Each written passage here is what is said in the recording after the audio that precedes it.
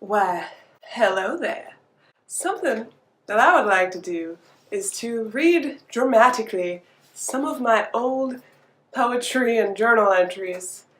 I thought it would be interesting. Those of you who don't know, I did have a bit of an emo phase, and I'm going to show you some artwork from that time. It's pretty great. Pretty classic, classic middle school angst. Unfortunately, I don't have any journals from when I was in middle school, and honestly, I didn't journal that much at that point because I was like, why am I going to write it to something that can't understand me? I didn't want to write to a journal that wouldn't be able to understand me. I know, wow. But I did find some gems in here that just cue you in on how depressed I was back when I was like 17. But before I do that, I'm going to read to you a gem that I found, which is a letter that I wrote to My Chemical Romance and never sent. This must have been in high school, or middle school even. It might have been middle school. This is like the oldest written stuff I can find, besides my fan fiction, which was online. So I'm going to go ahead and read to you what I wrote to My Chemical Romance. My Chemical Romance. You do not have to read this. It's just that I wanted to know more about you because magazines aren't always that truthful. Dear My Chemical Romance. Hi. I know you probably will throw this away as soon as you read it, if you even read it at all. But I wanted to write to you guys. You guys just had a concert here and I heard it was awesome. What is it like to have such a high profile? You would not be able to go anywhere without somebody recognizing you. That has gotta be some kind of annoying. A lot of people love you guys and a lot of people hate you guys. And worse, if someone knows you have a girlfriend, the whole nation knows about it. Doesn't that annoy you guys even a little bit? Have any of you ever went to a specific place just to meet a fan or something like that? I know it would be freaking awesome if you guys did that. Does it ever get annoying to sign CD cases, posters, and such for people? What inspired you guys to start a band? Did you guys write your own lyrics and music or somebody else? I think I've asked you guys enough questions to make you sick, so I'll stop. Heart, Michelle. Literally, I put a heart. I also drew this little cutie thing on the back that said, "Thank you for taking this out of the envelope." Oh, adorable. Okay, let's now break into the angsty shit. I mean, you knew now that I listened to My Chemical Romance enough to want to write to them. So let's read some of my poetry from 2011. I'm already embarrassed, okay guys? I'm already embarrassed, but let's go ahead. I'm just gonna do this because it's good to get things out sometimes, you know? It's good to just put it all out there, you know? Let it all out, let it all air in the sun, and eventually it'll become less meaningful, right? Lost and alone. I am free as a bird. I could just fly away. Too bad I'm stuck in this cage all day. Am I creating myself? Am I losing myself? Lost. My soul is lost. My true self is lost. I want to find it again. Find myself.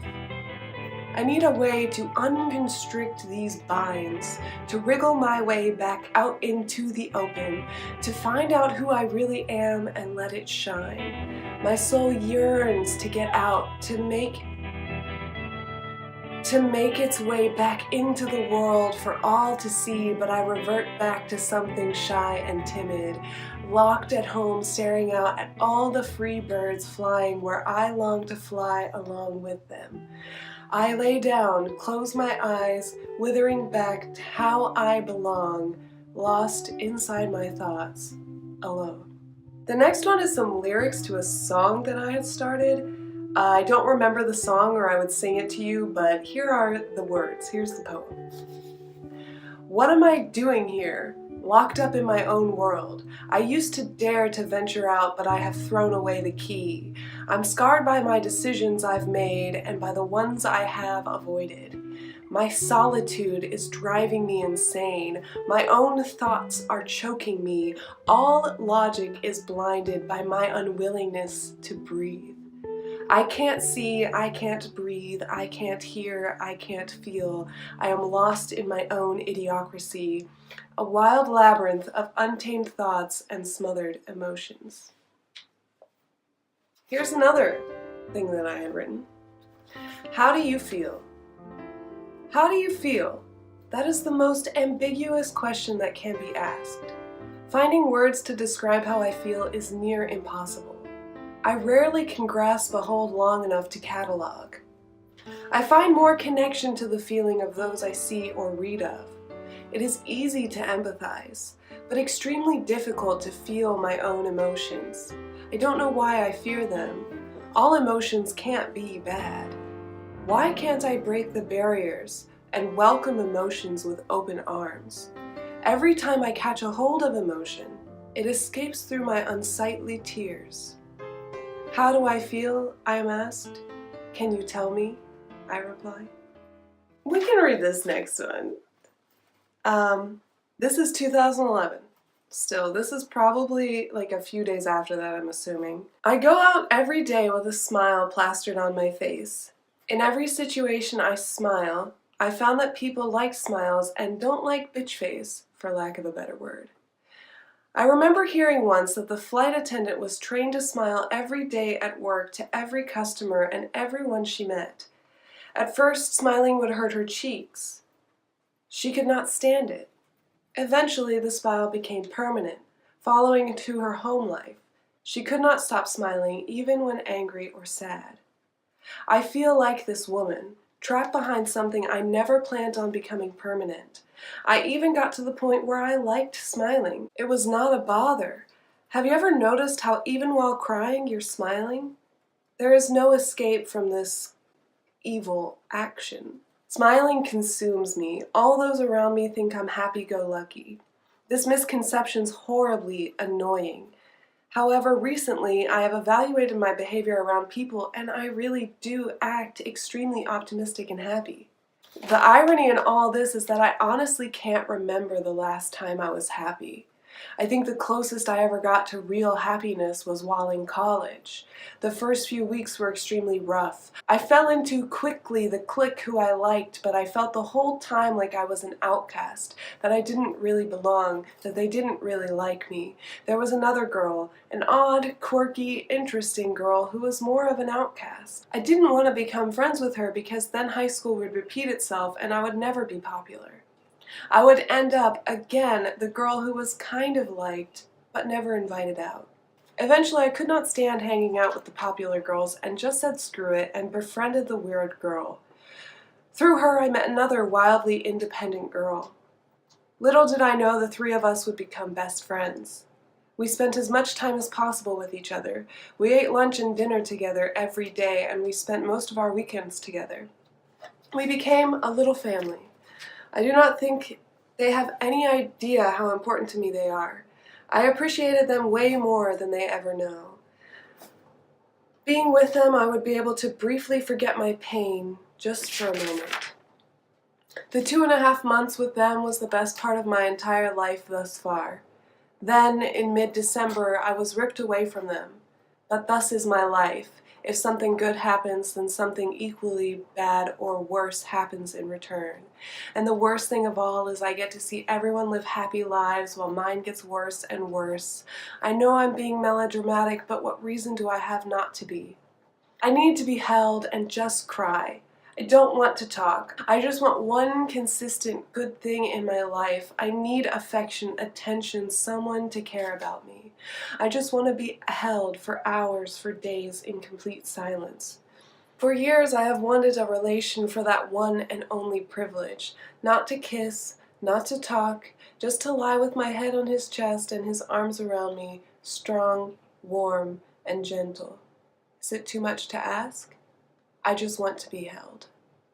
Sad little depressed Michelle. Like, let's be real, I was on another level. And what's funny is, like, my personality is pretty obvious based off the way I am when I'm depressed. I think it's funny. This is another poem. that I wrote, and it's about my dad. When you left, I was devastated. I thought my life was over. You disappeared. You fell off the edge of the earth. You could have been dead or alive, but I would not have known. 5 years later, you attempt contact, but I have grown older and wiser. I can see through your ulterior motives. They are as transparent as the windows of the car you drove off in. Mic drop. I think that's all the depressing poetry and depressing shit I have. So let's go ahead and go through my old artwork. That's what you all came for. Alright, let's go through some of this great classic artwork, alright? First we have an album cover that I drew, which is just some chick in a corset wrapped around in vines that have thorns and there's blood everywhere. This was probably middle school when I was emo. Another classic. It's called Mirror Image. She's like a preppy girl in the real life, but in the mirror, she's emo. Classic.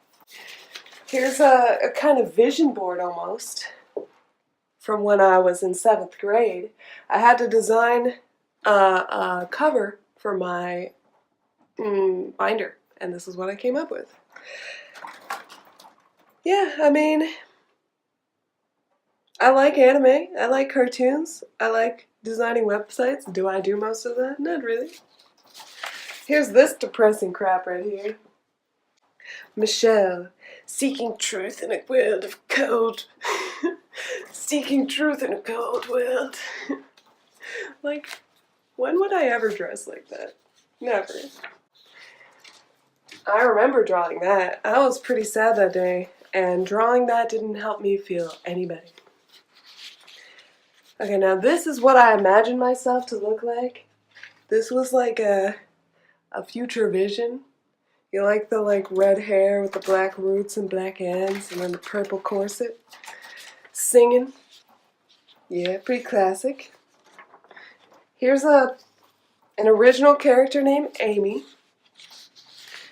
And here's a redraw of that same character like a year later. And here's another redraw about 6 months after that. Pretty classic. This is from when I was in 4th grade, learning how to use bamboo and ink. I actually like it. I think it's pretty cute. Pretty cute. This is me. I'll bring it closer. Yeah, that's me saying, oh, I think I should talk to him, and then there's this guy, and I weirdly have him and tree labeled for whatever reason. Then I have this classic anime manga starting, and page 2, and a redraw of one of the pages. And, yeah.